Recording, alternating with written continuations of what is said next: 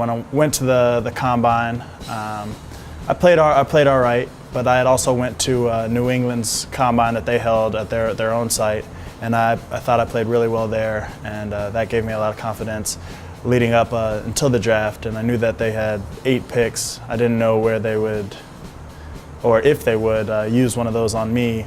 And so when they picked me 3rd out of their picks, I was pleasantly surprised. I was eating lunch with my dad and my brother, and we were watching it on an iPad. And my dad had to leave after the first round, and then my brother and I continued to watch it in my room. And then when I was picked, my brother couldn't do anything but laugh, and I just was trying to take it all in. But I called my dad afterward and said, "Dad, I didn't get picked," and I was kind of joking with him. And he said, "Oh, well, there's always the supplemental draft." And then I actually told him, that I was picked, and he just had to laugh and couldn't be more proud. You have this goal to become a professional soccer player pretty much your whole life, and then when you get taken in the draft and you see your name up there, and it's kind of like all that hard work is paid off. So I teared up a little bit and hugged my brother, but it was definitely rewarding. So I spent 4 days there, and for the 4 days in training camp we were doing 2-a-days, and so that's basically you're out there on the field for 2 hours. You go back, eat, then you're out there again on the field. So it felt like a lot longer than 4 days, and I was able to learn a lot from all the players and kind of see what it's like in a training camp, professional environment. Throughout the 4 days, I was a bit nervous in the beginning, but then I felt like I got used to it and I was becoming comfortable. And that 4th day, I just kind of planned it wrong and felt my knee pop out. I just tried to be optimistic when the trainer told me that he felt that it was my ACL. I just tried to be optimistic until I saw the results of the MRI. But once I saw the results of the MRI, I just knew that I'd have to come back stronger. I was still young and I had a degree to finish, so I tried to look at the positives versus looking at this could change my whole career or my career path. I just focused on the positives. I wanted to come back and work with people who I was comfortable with, get surgery with a doctor who I was comfortable with, and above all finish my degree.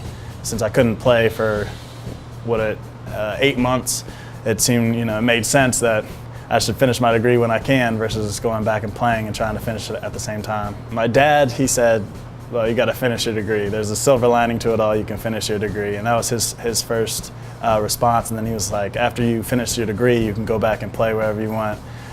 But let's just make sure you get that degree." He said, "You can rehab your knee while you're finishing your degree." But anything that he said to me, it was degree, degree, degree. When I first tore my ACL, I said to somebody, I forget who I was having a conversation with, but I said, my mom's smiling now that I can finish my degree. And I could just see her up in heaven smiling down on me saying, yes, he'll get his degree. I think about her every day, and she just motivates me in whatever I do, because I know I want to make her proud.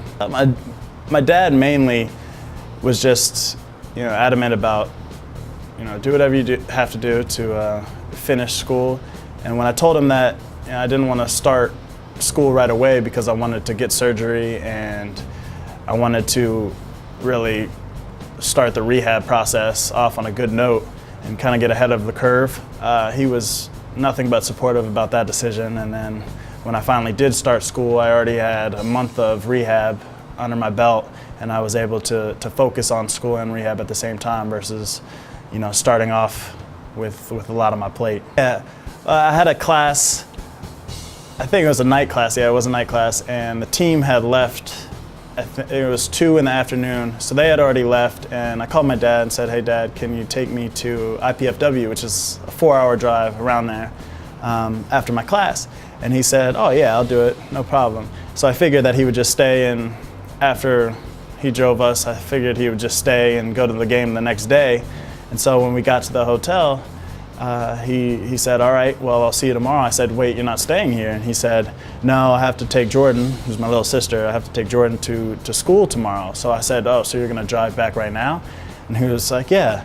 And I said, I mean, you could stay here. You know, Grandma can take her to school the next day. And I tried to talk him out of it, but he was so adamant about driving back. And then the next day, he drove back up to IPFW and watched the game, and then drove back to Cincinnati. So it was a lot of driving for him, but he's always been supportive in that way.